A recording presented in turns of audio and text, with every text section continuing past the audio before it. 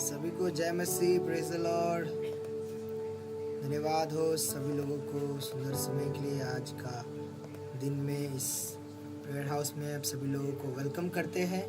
जितने भी लोग आज आए हैं, प्रभु आप सभी को आशीष दे कि आज का दिन में हम सभी लोग इकट्ठित हो पाए हैं, है ना। और जितने भी लोग आज आए हैं, प्रभु आप सभी को आशीष दे। और आइए हम सब लोग आज के दिन के लिए, है ना, दुआ करेंगे और धन्यवाद करेंगे कि आज हम सारे लोग यहाँ पे इकट्ठित है और उसकी महिमा करने के लिए हम लोग यहाँ पे उपस्थित हुए। इसके लिए मैं हर एक लोगों को धन्यवाद करता हूँ।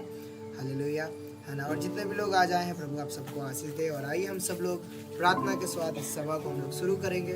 और मैं चाहता हूँ कि हम सब लोग अपने आंखों को बंद करेंगे, है ना, और हम लोग प्रार्थना करेंगे कि आज का दिन परमेश्वर ने दिखाया है। धन्यवाद करेंगे, है ना। आइए अपने आंखों को बंद करेंगे, हम लोग प्रार्थना करेंगे। हालेलुया, धन्यवाद हो, धन्यवाद हो, धन्यवाद हो यीशु, धन्यवाद हो प्यारे खुदावन, धन्यवाद हो प्रभु, धन्यवाद हो यीशु कि आज का ये दिन दिखाया, सुबह से लेकर शाम तक संभाला प्रभु, हर एक परेशानियों से, हर एक बीमारी से बचाए। इसके लिए धन्यवाद पिता परमेश्वर।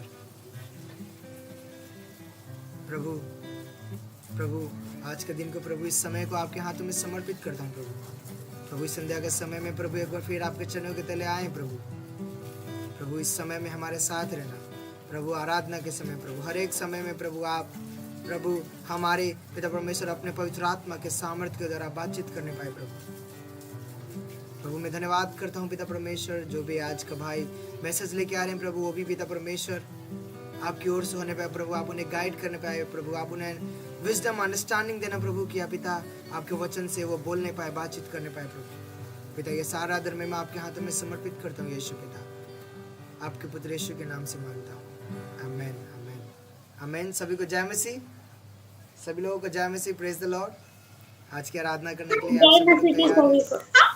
जय मसीह, प्रेज द लॉर्ड। यस, तो हम सभी लोग धन्यवाद करेंगे कि आज का ये दिन में हम सब लोग को परमेश्वर ने दिखाया है ना। और हम सब लोग मिलकर, है ना, हम लोग गाएंगे, परमेश्वर की आराधना करेंगे, है ना। हम सब लोग को ये सॉन्ग आता है ना, यीशु तेरा नाम सबसे ऊंचा है ना। तो हम सब लोग मिलकर गाएंगे, है ना, और उसके नाम को ऊंचा उठाएंगे। हालेलुया।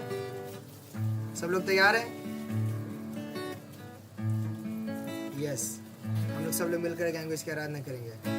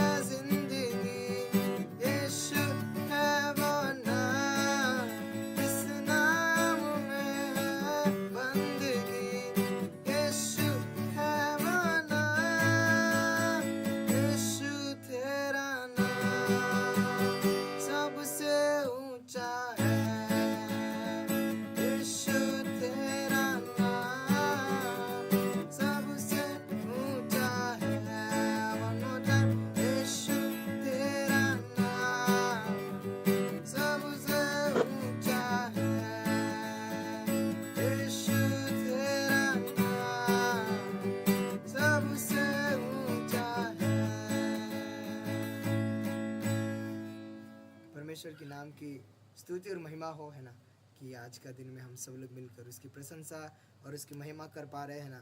और जितने भी लोग आज आए हैं ना प्रभु, आप सभी को, है ना, आशीष दे, सभी को अनुग्रह दे, है ना, कि आज का ये दिन हम लोग उसकी महिमा करने के लिए बिता पा रहे हैं ना। सो हम सब लोग मिलकर उसको धन्यवाद करेंगे, उसकी प्रशंसा करेंगे, है ना, कि हमारा परमेश्वर है ना, जो पानी को भी, है ना, दाखरस में बदलने वाला परमेश्वर है ना, वो जो अंधों को आंखें देने वाला परमेश्वर है, और उसके जैसा कोई नहीं है। There is no one else like him. Hallelujah. हम सब लोग मिलकर गाएंगे, है ना, our God is stronger, our God is greater, our God, our God.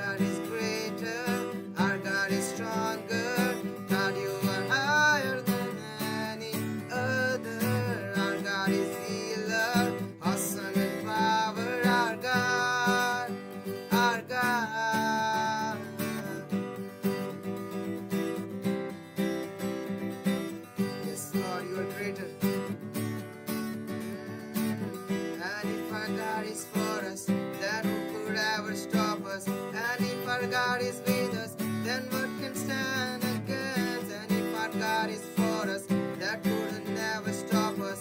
And if our God is with us, then what can stand against? That what can stand against? Our God is greater, our God is stronger. God, you are higher than any other. Our God is awesome in power, our God, our God. Our God is greater, our God is stronger. God, you are higher than any other. Our God is healer, awesome in power, our God, our God. Hallelujah.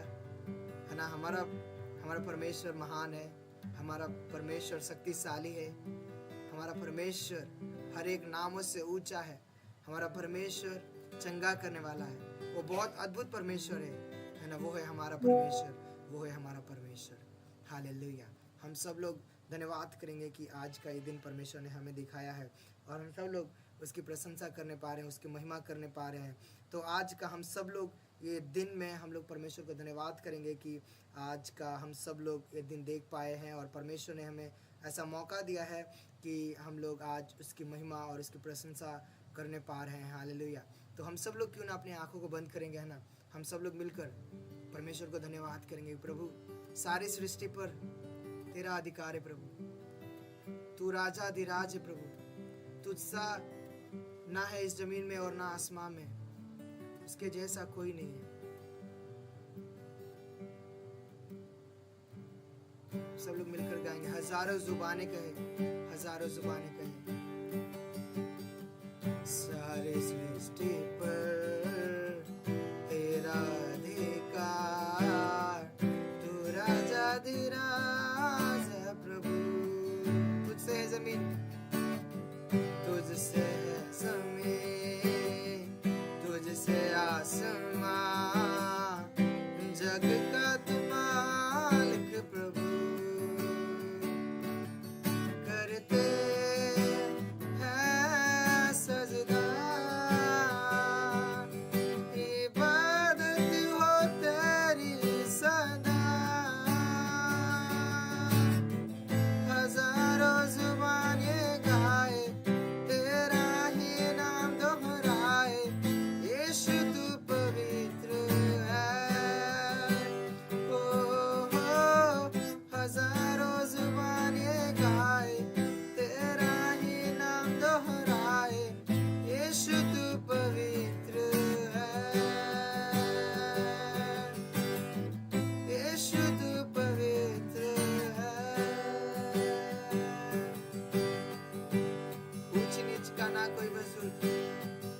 ऊंच नीच का ना कोई वजूद तेरे राज में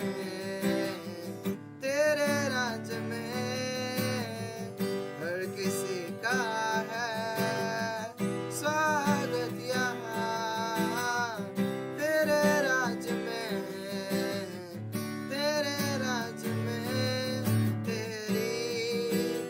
रहमत में तू लेता सबको करीब हजारों जुबानें गाए तेरा ही नाम दोहराए यीशु तू पवित्र है ओ हजारों जुबानें गाए तेरा ही नाम दोहराए यीशु तू पवित्र है यीशु तू पवित्र है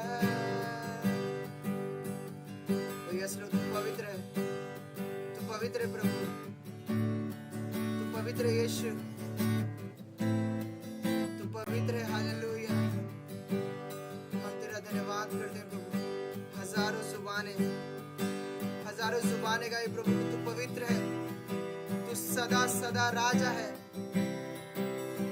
हालेलुया हम तेरा धन्यवाद करते हैं पिता परमेश्वर तू पवित्र है यीशु तू पवित्र है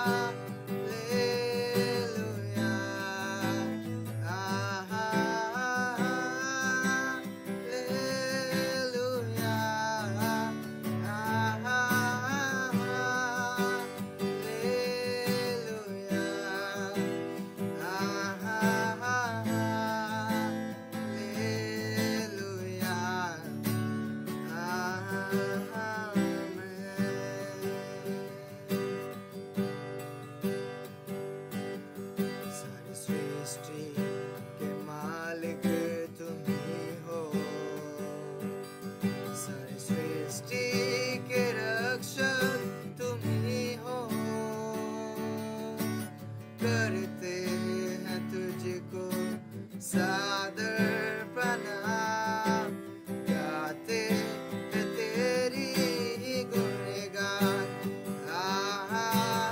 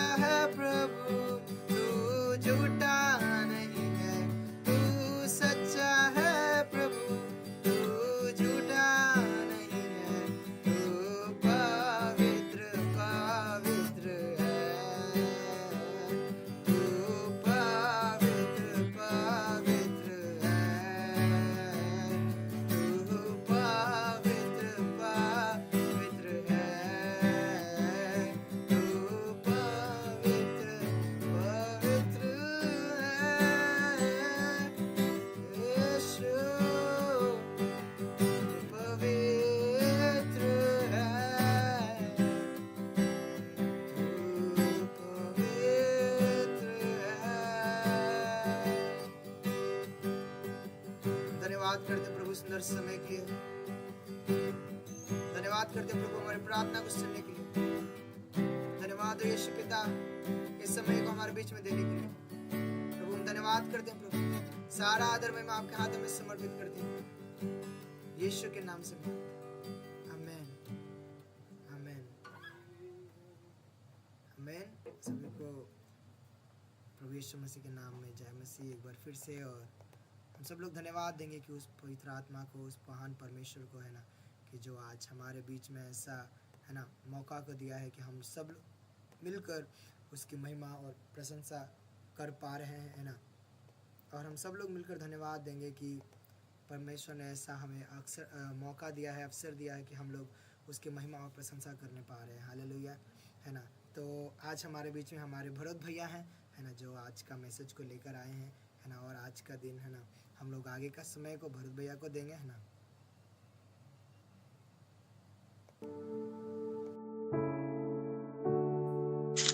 जय मसीह की सभी को। मेरा आवाज आ रहा है अच्छे से? आवाज आ रहा है ना? ओके। मैं इसलिए पूछ रहा हूँ क्योंकि मेरे इधर बहुत ज्यादा आंधी तूफान आ रखा है, बारिश हो रखा है। ठीक है, अभी बारिश तो रुक गया है लेकिन हवा अभी भी बहुत तेज चल रही है और नेटवर्क 1% है। ठीक है, इसलिए पूछ रहा हूँ मैं। ओके, जय मसीह की सभी को फिर से। प्रभु यीशु मसीह हम सबको आशीष दे। और मैं एक छोटा सा दुआ करूंगा। जो भी मुझे सुन रहे हैं, आप लोग अपने सर को झुकाए। हम लोग धन्यवाद करते हैं आज के वचन के लिए और दुआ करते हैं कि आज के वचन से जो भी बताए जाएंगे वो हम सभी को समझ में आए और हम सभी के जीवन में एक नया कार्य होने पाए। तो सभी अपने आंखें को बंद करें, मैं एक छोटा सा दुआ करता हूँ। महान स्वर की प्यारे पिता परमेश्वर, प्रभु यीशु मैं आपका धन्यवाद करता हूँ। सुबह से लेकर आपने हमें शाम तक संभाले रखा, आज दिन भर प्रभु आपने हमें संभाले रखा, इसलिए प्रभु यीशु मैं आपका धन्यवाद करता हूँ। मैंने जो कुछ भी वचन तैयार किए हैं प्रभु यीशु, मैं अच्छे से बताने पाऊँ। पवित्र आत्मा मेरी सहायता और मदद कर। और मैं प्रार्थना करता हूँ कि यहाँ पर बैठे हर एक भाई और बहनों के लिए भी मैं प्रार्थना करता हूँ कि आज के वचन के द्वारा प्रभु उनके जीवन में एक नया काम होने पाए। आज के वचन प्रभु ने समझ में आने पाए और प्रभु आज के वचन प्रभु औरों के लिए भी प्रभु एक नया कार्य होने पाए। धन्यवाद करता हूँ प्रभु यीशु, धन्यवाद करता हूँ पवित्र आत्मा, हर एक के जीवन में कार्य करना, काम करना, ताकि उन्हें अच्छे से समझ में आने पाए। सारी आदर और महिमा प्रभु यीशु हम आपको देते हैं। प्रभु यीशु मसीह के नाम से मांगता हूँ, सुन और ग्रहण कर और कबूल कर प्यारे पिता। आमेन आमेन।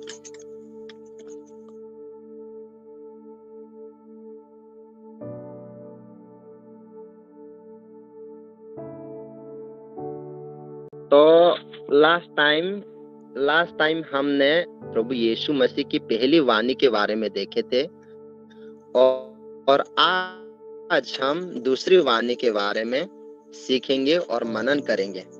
तो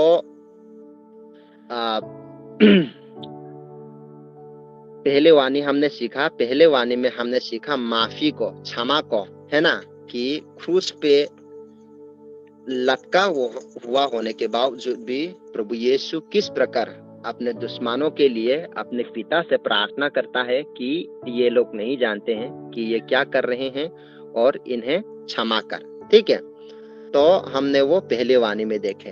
तो आज हम दूसरा वाणी देखेंगे और सीखेंगे। दूसरा वाणी में यही कि एक डाकू जो कि सीधा प्रभु यीशु मसीह के साथ स्वर्ग लोक गया। ठीक है, तो मेरे भाइयों बहनों, आज मैं आप सभी को बताना चाहता हूँ कि आज मैं आपको क्रूस पर से यीशु द्वारा, प्रभु यीशु द्वारा कही गई दूसरी वाणी के बारे में बताने वाला हूँ, जिसमें प्रभु यीशु ने अपने साथ क्रूस पर टंगे हुए एक डाकू को कहा था कि मैं तुझसे सच सच कहता हूँ कि आज ही तू मेरे साथ स्वर्ग लोक में होगा। ये वाणी आपको लूका रचित सुसमाचार के 23 अध्याय 39 वचन से 43 वचन तक देखने को मिल जाएगा। मेरे भाइयों बहनों, बाइबल हमें बताती है कि प्रभु यीशु को बड़े अपमान और क्रूरता के साथ क्रूस की सजा दी गई थी। रोमी सैनिक बड़े ही निर्दय और बेरहम थे, जिन्होंने पहले तो यीशु को बड़े बर्बरता से कोड़े लगाए फिर उसको सिर पर कांटे का ताज पहनाया। उसके बाद उसके कंधों पर उसी की क्रूस को लाद दिया, जो बहुत ही ज्यादा भारी थी। फिर गुलगत्ता की पहाड़ पर उसे निर्वस्त्र कर दिया। रोमी सैनिकों का प्रभु यीशु के साथ किए गए कामों से मन नहीं भरा था, तो वह लोग उसे और भी जलील और अपमानित करना चाहते थे। इसलिए उन्होंने प्रभु यीशु के साथ 2 डाकुओं को भी क्रूस पर चढ़ाया।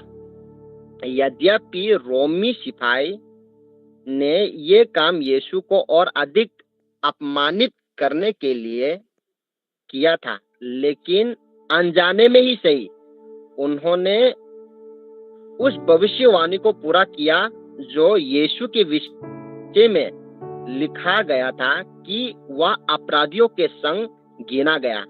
ये भविष्यवाणी आपको यशायाह नबी के पुस्तक 53 अध्याय 12 वचन में देखने को मिल जाएगा। सैकड़ों साल पहले यशायाह नबी के द्वारा प्रभु यीशु के विषय में कहा गया था कि वह अपराधियों के साथ गिना जाएगा, और आप देख सकते हैं कि सैकड़ों साल पहले की गई ये बातें, ये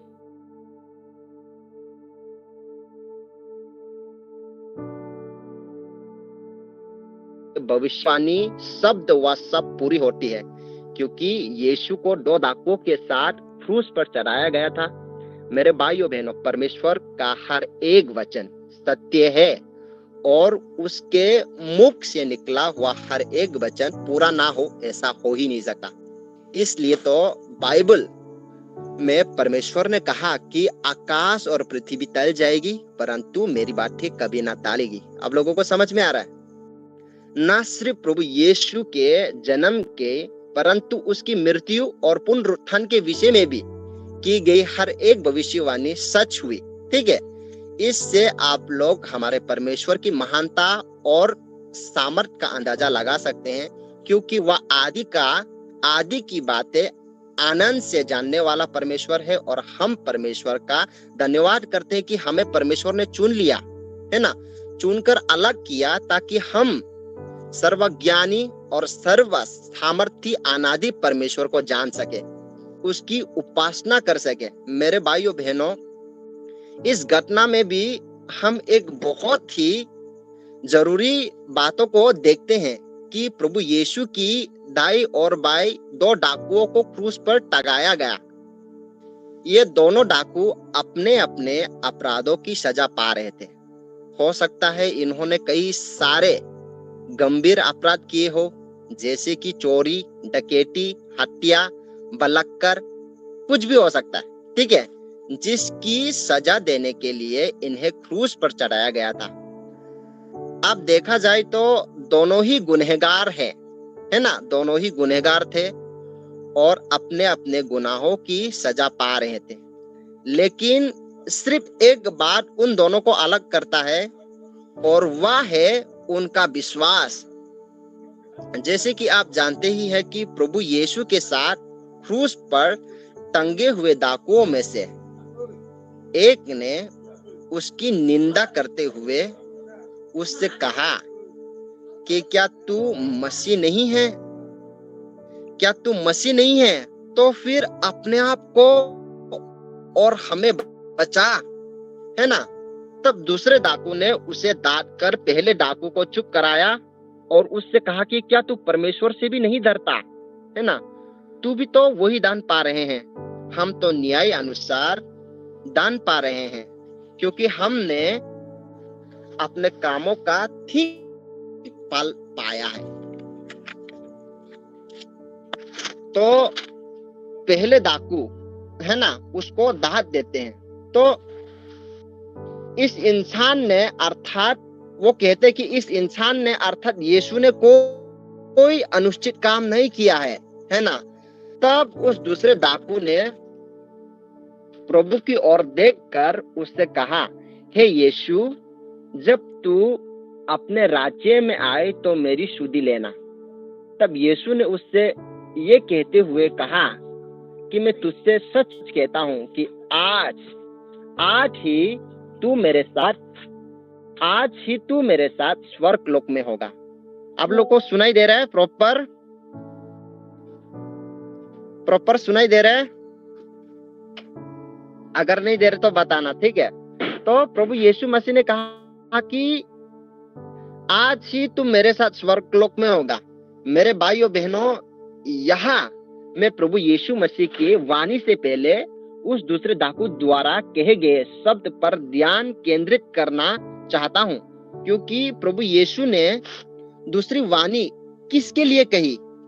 उस डाकू के लिए जो प्रभु यीशु के साथ क्रूस पर चढ़ाया गया था, है ना।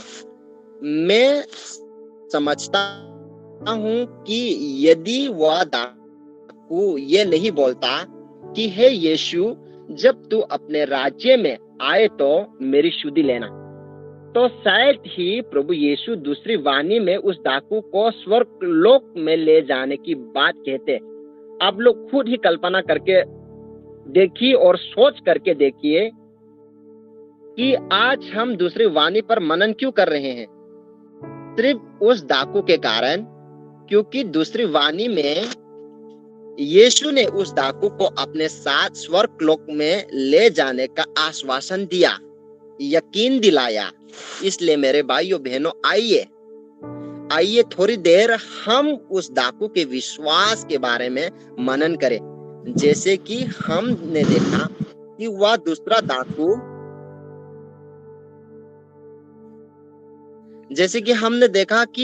दूसरा डाकू प्रभु यीशु पर विश्वास करता है और विश्वास के साथ अपने बात को प्रभु यीशु के सामने रखता है। यहाँ ध्यान दे मेरे भाइयों बहनों कि उस डाकू ने किस परिस्थिति में यीशु पर विश्वास किया। उस समय जब प्रभु यीशु, एक मिनट, हाँ,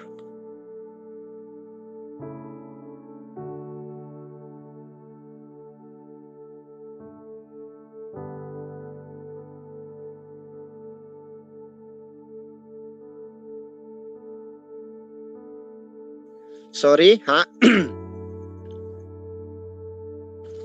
तो मेरे भाइयों बहनों, यहाँ पर ध्यान दे कि उस डाकू ने किस परिस्थिति में यीशु पर विश्वास किया। उस समय जब प्रभु यीशु खून से लटपट क्रूस पर लटके हुए थे और थोड़ी ही देर में वह अपने प्राण को त्यागने वाला था, है ना। लेकिन वहां उसने इन सब बातों की परवाह नहीं की। हम सब देखते हैं कि उसने इन सब बातों की परवाह नहीं की। पहले तो हम ये देखते हैं कि ये दूसरा डाकू प्रभु यीशु को एक निर्दोष व्यक्ति के रूप में देखता है। जरा इस डाकू के उन शब्दों पर गौर करे, ध्यान करे जो उसने पहले डाकू से कहे थे, कि वह कहते हैं कि हम तो अपने अपराधों का दंड पा रहे हैं, लेकिन इस व्यक्ति ने अर्थात यीशु ने कोई अपराध नहीं किया है। और ये बातें वह पहले डाकू को दांतते हुए कहते हैं। ऐसे नहीं कि वो ऐसे ही कह रहे थे, वो दांतते हुए कहते हैं उसको। मेरे भाइयों बहनों, एक तरफ शास्त्री, फरीसी, महायाजक और पूरी भीड़ जिन्होंने यीशु को क्रूस पर चढ़ाया था, वह प्रभु यीशु को एक अपराधी, एक गुनहगार की तरह देख रही थी। ठीक है, यही नहीं, उस मार्ग से आने जाने वाले भी, जो भी क्रूस पर लटके हुए यीशु को देखते होंगे, तो वह भी उस कई अपराधों को मतलब कि यही समझते होंगे कि वो एक अपराधी है ना, तभी वो क्रूस का दंड पा रहे हैं। ठीक है, वो लोग भी यही समझते होंगे कि वहां पर जो भी आने जाने वाले लोग जो भी थे, वो लोग भी यही समझते होंगे, क्योंकि तब के टाइम पे क्रूस की सजा उन्हीं लोगों को दिया जाता था जो गलत कामों में पकड़ा जाता था। किसी की हत्या में, चोरी में, कुछ भी, तब सजाए मौत हुआ करता था। और क्रूस की सजा जो है, ये बहुत ही शर्मिंदा के साथ, है ना, सबसे भयानक क्रूस की सजा उन्हीं लोगों को दिया जाता था। तो आगे हम लोग देखते हैं कि ये डाकू कह रहे कि यीशु ने कोई पाप नहीं किया, है ना। मैं ये तो नहीं जानता कि इस दूसरे डाकू ने पहले कभी यीशु को देखा कि नहीं, प्रभु यीशु मसीह के बारे में सुना था या नहीं, मैं ये नहीं जानता, ठीक है। लेकिन इतिहासकार बताते हैं कि ये डाकू यीशु को जानते थे, क्योंकि पहले डाकू ने उसकी निंदा करते हुए कहा था कि यदि तू सच में मसीह है तो हमें और अपने आप को बचा। उस डाकू के ये शब्द हमें ये बताते हैं कि कहीं ना कहीं वह यीशु को थोड़ा बहुत जानते थे। चाहे जो भी हो, लेकिन ध्यान देने वाली बात यह है कि क्रूस पर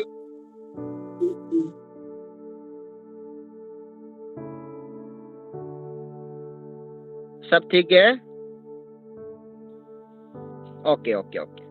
तो ध्यान देने वाली बात यह है कि क्रूस पर लटके हुए इस डाकू ने यीशु की निर्दोषता को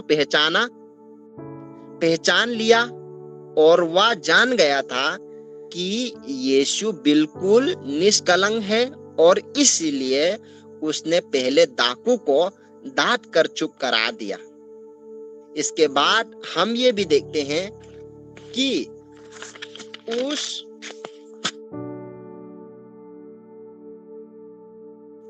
दूसरे डाकू ने प्रभु से यह प्रार्थना की कि जब तू अपने राज्य में आए तो मेरी सुधि लेना। हम सभी को पता है, ठीक है।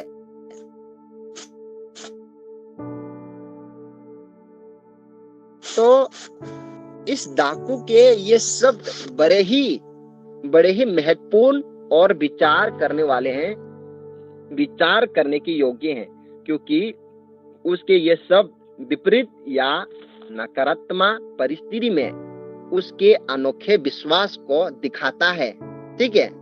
ऐसे परिस्थिति में विश्वास करना उसको दिखाते हैं। यहाँ पर ध्यान देने वाली बात यह है, ठीक है। ऐसे परिस्थिति में भी वो विश्वास कर रहे हैं। हम ये नहीं, बिल्कुल भी ये नहीं जानते कि उसने कभी पहले प्रचार सुना था कि नहीं, स्वर्ग राज्य के विषय में उसने कभी सुना था कि नहीं, हम नहीं जानते। लेकिन फिर भी वो ये कहते हैं कि तू अपने राज्य में आए तो मेरी सुधि लेना, ठीक है। तो यहाँ पर ये विचार करने वाली बात है, ठीक है। लेकिन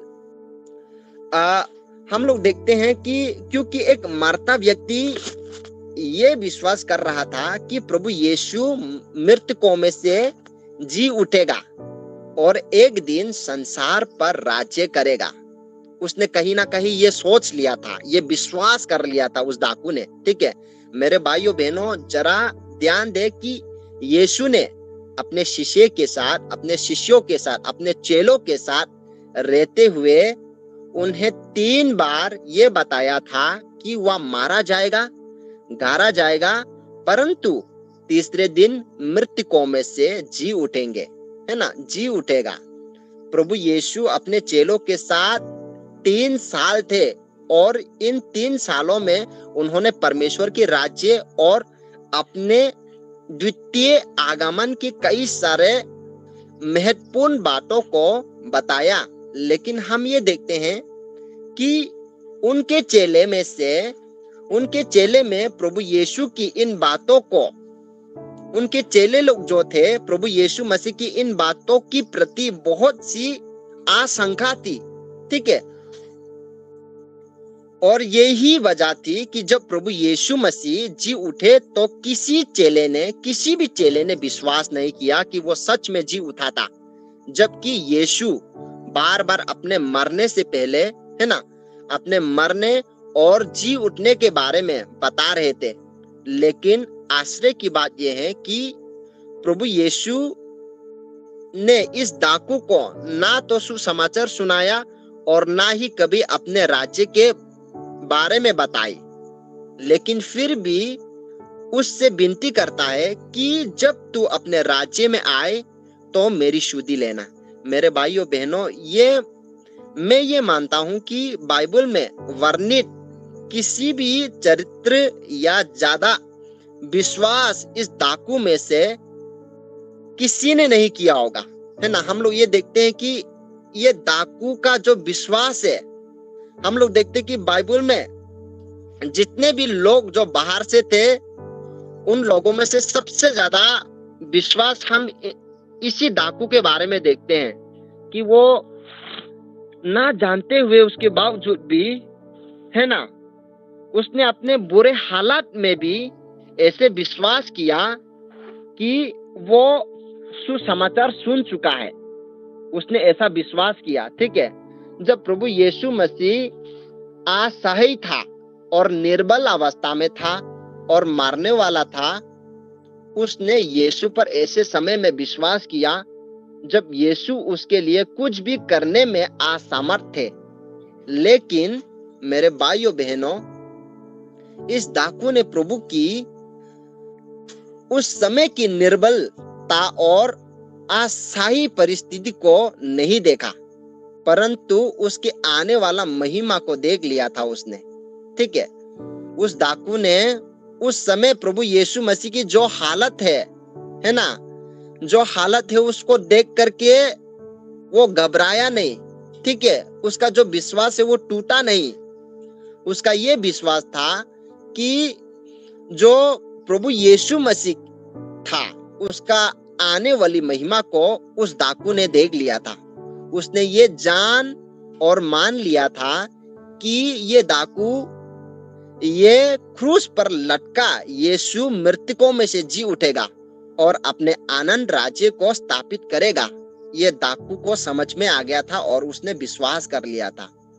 और इसी आशा में उसने यीशु से कहा कि अपने राज्य में मुझे स्मरण रखना। मेरे भाइयों बहनों, इसलिए इब्रानियों का लेखक, इब्रानियों का जो पुस्तक का लेखक है, वो ये बताता है कि विश्वास का परिभाषा कुछ इस तरह से देता है कि विश्वास आशा की हुई वस्तु का निश्चय और अनदेखी वस्तु का परिणाम है, ठीक है। तो विश्वास हमें ऐसा करना चाहिए कि बाइबल हमें बताता है कि जो बिना देखे विश्वास करे, ठीक है। क्योंकि हम लोग ये भी देखते कि थोमा विश्वास नहीं कर रहा था, ठीक है, लेकिन आप जो बिना देखे विश्वास कर रहे हैं वो ही सबसे बड़ा है, ठीक है। तो यहाँ पर यही बताना चाहता हूं कि हमें इस डाकू की तरह हमारे विश्वास को किस प्रकार मजबूत करना चाहिए, ठीक है।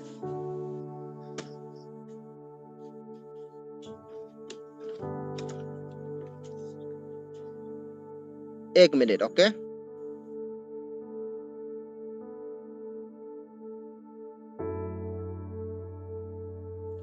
और आगे हम लोग देखते हैं कि इस डाकू के विषय में कुछ और बातें मैं आप लोगों को बताना चाहता हूं, जिसमें पहले बातें ये है कि ये डाकू अपने पापों के बारे में ईमानदार था, क्योंकि उसने खुलकर इस बात को स्वीकार किया था कि वह एक दोषी और अपराधी है। मेरे भाइयों बहनों, ये स्वीकार करना कि आप एक पापी है, ठीक है, ये स्वीकार करना कि आप एक पापी है, ये प्रभु यीशु पर विश्वास करने का पहला कदम है, ठीक है। कि हमारा पहला कदम क्या होना चाहिए कि हमें अपने पापों को मान लेना है, ठीक है। तो हम लोग ये देखते हैं कि इस डाकू के विषय में, है ना, कि हम लोग ये देखते हैं कि वो अपने पापों को लेकर के ईमानदार था, क्योंकि उसने खुलकर विश्वास के साथ यह स्वीकार किया था कि वह एक दोषी और एक अपराधी है। मेरे भाइयों बहनों, मैं आप लोगों को यही बताना चाहता हूं कि अपने पापों को स्वीकार करना, एक्सेप्ट करना कि मैं पापी हूं, यह प्रभु यीशु मसीह की तरफ बढ़ने का पहला कदम है, ठीक है, पहला कदम है। कोई भी डायरेक्टली पवित्र नहीं बनता, ठीक है, लेकिन पहला जब हम अपने पापों को लेकर के अंगीकार करते हैं, मान लेते हैं, तो ये दिखाता है कि ये आपका परमेश्वर के साथ, प्रभु यीशु के साथ एक पहला कदम है, ठीक है। और यदि आप प्रभु यीशु पर विश्वास करते हैं और बचाए जाना चाहते हैं तो आपको अपने पापों को मान लेना है, ठीक है, और पश्चाताप करना है, अंगीकार करना है, जैसे कि इस डाकू ने मान लिया था और स्वीकार किया था, ठीक है। तो आज हम सब के पास ऑप्शन है, ठीक है। हम लोग तो कहानियां देख रहे हैं, जो बीत चुका है वो देख रहे हैं, है कि नहीं। लेकिन ये डाकू, इन्होंने अभी जो हम लोग देख रहे हैं, इनका जो भी बीत गया है उसको देख करके ही तो सीख रहे हैं ना हम सब। लेकिन इन्होंने ऐसा कुछ भी नहीं देखा था, ठीक है। लेकिन इसके बावजूद भी इस डाकू ने विश्वास किया, ठीक है, विश्वास किया, और प्रभु यीशु मसीह ने उसको तुरंत ये आश्वासन दिया कि आज ही तू मेरे साथ स्वर्गलोक में होगा, ठीक है। तो उसका विश्वास देखो मेरे भाइयों बहनों। तो मैं आप लोगों को बताना चाहता हूं कि एक विश्वास, जब तक आपके अंदर वो विश्वास नहीं होगा, आप कभी मानेंगे ही नहीं कि आप एक पापी हो, ठीक है। लेकिन जब आप विश्वास करते हो कि प्रभु यीशु मसीह ही एकमात्र वो रास्ता है जो मुझे स्वर्ग की ओर ले जा सकता है, तो आपका पहला कदम होगा कि मैं एक पापी हूं, है ना। आप मानोगे अपने पाप को, ठीक है, और जैसा इस डाकू ने माना, अपने पापों को स्वीकार किया, ठीक है, तो ऐसे ही आप भी मानोगे। और दूसरे जो पहले डाकू है, उसके विषय में हम लोग देखते हैं कि वो प्रभु यीशु मसीह को ये कहते हैं कि यदि तू सच में मसीहा है, यदि तू सच में मसीहा है तो अपने आप को बचा और हमें भी बचा, ठीक है। तो उसका विश्वास देखो। तो यहाँ पर हम दो प्रकार की विश्वास को देखते हैं। एक वो विश्वास जिन्होंने विश्वास किया कि यीशु ही मार्ग है, और एक वो विश्वास जिन्होंने ये सोचा कि ये भी हमारा ही तरह है ना, हम भी क्रूस पे लटके हुए हैं, ये भी लटका हुआ है, कुछ नहीं कर सकता, ठीक है। तो ये प्रभु यीशु मसीह ने, एक बात गौर करिए, प्रभु यीशु मसीह ने दोनों डाकुओं को मौका दिया है, ठीक है, पहले वालों को भी और दूसरे वालों को भी, ठीक है। तो वैसे ही मेरे भाइयों बहनों, प्रभु यीशु मसीह हम सभी को मौका देता है। इस वक्त, इस समय में प्रभु यीशु मसीह हम सभी को मौका देता है, ठीक है। जैसे उन दो डाकुओं को मौका मिला था, ठीक है, और दूसरा डाकू ने उसका बहुत अच्छा फायदा उठाया, उसका बहुत अच्छा लाभ लिया, ठीक है। तो मेरे भाइयों बहनों, इस कहानी के थ्रू मैं आप सभी को प्रोत्साहित करना चाहता हूं कि आप कौन से डाकू को चुनोगे, है ना। आज निर्णय आपके हाथों में है कि आप कौन से डाकू को चुनोगे, पहले वाले या दूसरे वाले। पहले वाले ने मना कर दिया, दूसरे वालों ने पहले को डांट कर ये कहा कि हम तो अपने पापों का ठीक, है ना, परिणाम पा रहे हैं, सजा पा रहे हैं, लेकिन इसने कोई गुनाह नहीं किया, इसने कोई पाप नहीं किया, ठीक है। और वो यीशु से कहते हैं कि जब तुम अपने राज्य में आए तो मेरी शुद्धि लेना। और प्रभु यीशु मसीह ने उसे तुरंत आश्वासन दिया, यकीन दिलाया, विश्वास दिया कि तू आज इसी वक्त मेरे साथ स्वर्गलोक में होगा। तो यहाँ पर गौर करने वाली बात यह है कि प्रभु यीशु मसीह कितना ज्यादा प्यार हमसे करता है, लेकिन आज भी हम है कि अपने मन को कठोर किए हुए बैठे हैं, ठीक है, कि जैसे कि हम अनंत काल के लिए पृथ्वी की इस अभिलाषाओं में जिएंगे, पैसे कमाने में, है ना, घूमने में, फिरने में। तो ये गलत सोच में बिल्कुल भी ना रहे मेरे भाइयों बहनों, इससे बाहर आइए, ठीक है। तो इन दो डाकुओं की तरह आज हमारे पास भी मौका है, ठीक है। उन्होंने कभी देखा नहीं, कभी सुना नहीं, लेकिन फिर भी उन्होंने प्रभु यीशु को एक्सेप्ट किया और उन्हें माना कि वो पापी है ना। तो आज हम लोग ये सारा जो घटना घट चुका है, इन सारे घटना को हम लोग देख के हम लोग ये सीख सकता है कि हमें कौन सी डाकू की तरह बनना है हमारे जीवन में। तो मैं ये वचन यहीं पर समाप्त करना चाहूंगा और मैं आप लोगों के ऊपर छोड़ना चाहूंगा कि आप कौन सी डाकू को चुनेंगे।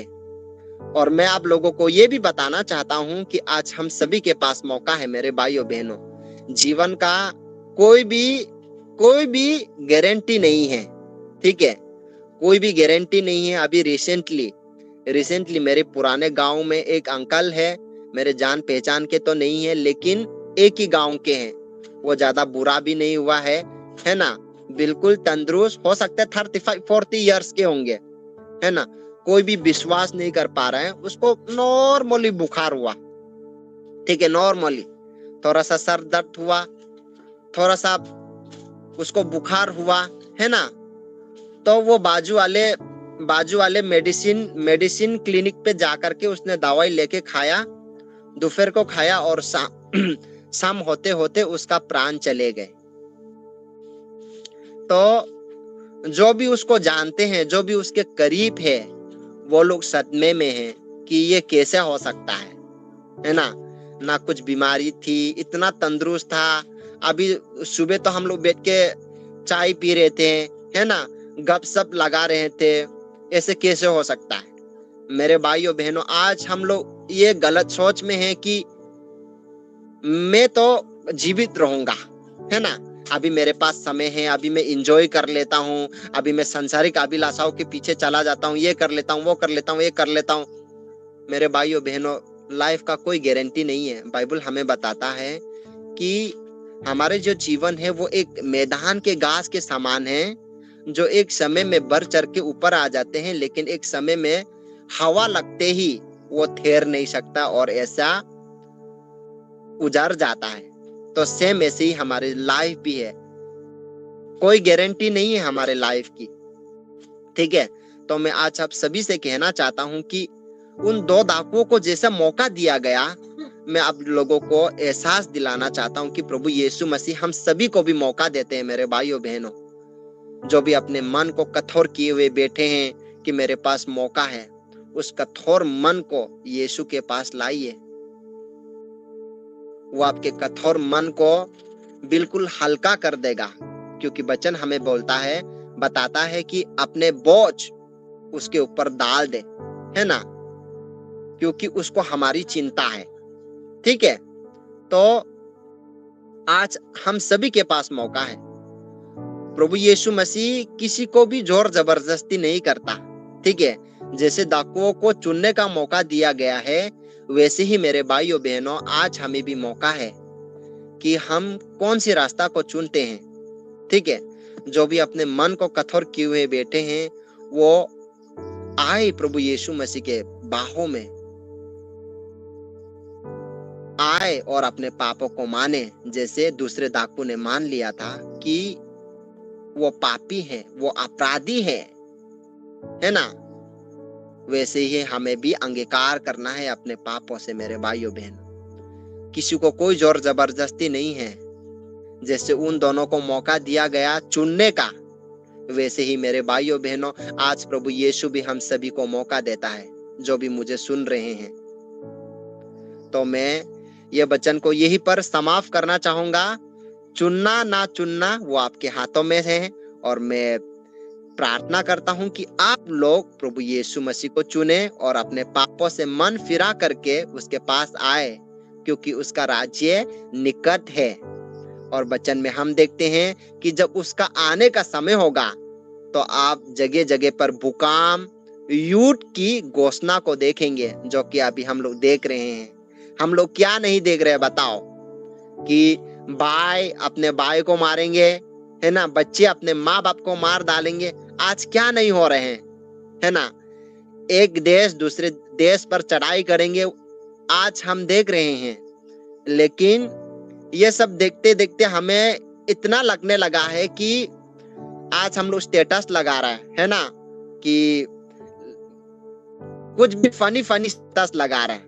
लेकिन मेरे भाइयों बहनों, ये मजाक का समय नहीं है, ये मस्ती का समय नहीं है, ये हमें सीरियस होने का समय है। ठीक है, ये हमें प्रभु यीशु मसीह के नजदीकता में जाने का समय है मेरे भाइयों बहनों। कि बाइबल हमें ये भी बताता है कि जैसे जैसे तुम इन बातों को होते हुए देखो और जानो और सुनो तो घबरा ना जाना।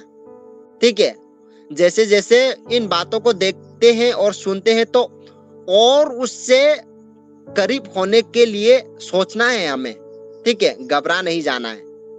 और हम इन सब चीजों में अगर मिल जाएंगे, भूल जाएंगे, तो वचन हमें ये भी बताता है कि हो सकता है कि चुने हुए भी बरमा दिए जाए।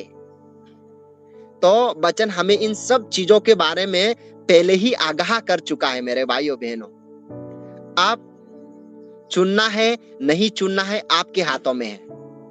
ओके, तो मैं विश्वास करता हूं कि आप लोगों को इन 2 डाकुओं के विषय में समझ में आया होगा, है ना, कि प्रभु यीशु मसीह किसी को भी जोर जबरदस्ती नहीं करते हैं, किसी को भी जोर जबरदस्ती धर्म परिवर्तन नहीं कराते हैं। हमारे प्रभु यीशु मसीह प्रेम को बांटने आया है और हमें आनंद जीवन देने आया है तोहफा के रूप में। और उसने हमसे इतना ज्यादा मोहब्बत की, प्रेम की, कि उसने ये भी प्रूफ किया कि वो हमारे लिए जान भी दे सकता है। ओके, तो मैं विश्वास करता हूं कि आप लोगों को समझ में आया होगा। इन आज के इन डाकुओं के ऊपर किया गया अध्ययन के द्वारा आप सभी के जीवन में प्रभु यीशु मसीह का कार्य होने पाए और आप लोग अपने तक ही सीमित ना रखें, औरों को भी बताएं कि आज हमारे पास मौका है। Thank you. सब अपने आंखें को बंद करें, मैं प्रार्थना करता हूँ। धन्यवाद हो प्रभु यीशु, मैं धन्यवाद करता हूँ इस वचन के लिए। प्रभु यीशु, मैं धन्यवाद करता हूँ इस वचन के लिए। और मैं प्रार्थना करता हूँ कि आज के इस वक्त में जो भी वचन बताए गए हैं प्रभु, इस वचन के द्वारा प्रभु हर एक मेरे भाइयों और बहनों के जीवन में काम होने पाए। आज हम सभी प्रभु अपने मन को कठोर किए हुए बैठे हैं, अपने पापों को लिए हुए आज भी हम चल रहे हैं। प्रभु यीशु, हर एक के जीवन में एक नया कार्य कर प्रभु यीशु, हर एक के जीवन में एक नया कार्य कर, एक नया काम कर प्रभु यीशु। धन्यवाद करता हूँ, धन्यवाद करता हूँ। और प्रभु सही और गलत रास्ते को चुनने में प्रभु हर एक को बुद्धि और ज्ञान दे। और मैं विश्वास करता हूँ कि प्रभु आज अगर मैं जीवित हूँ, आज जितने भी यहाँ पर बैठे मेरे भाई और बहन, अगर आज वो लोग भी जीवित है तो प्रभु यीशु हम सभी को आज एक मौका है। धन्यवाद हो प्रभु यीशु, धन्यवाद हो आज के वचन के लिए। हर एक के जीवन में नया काम कर, धन्यवाद हो यीशु के नाम से मांगता हूँ। आमीन, आमीन, आमीन, आमीन। Thank you.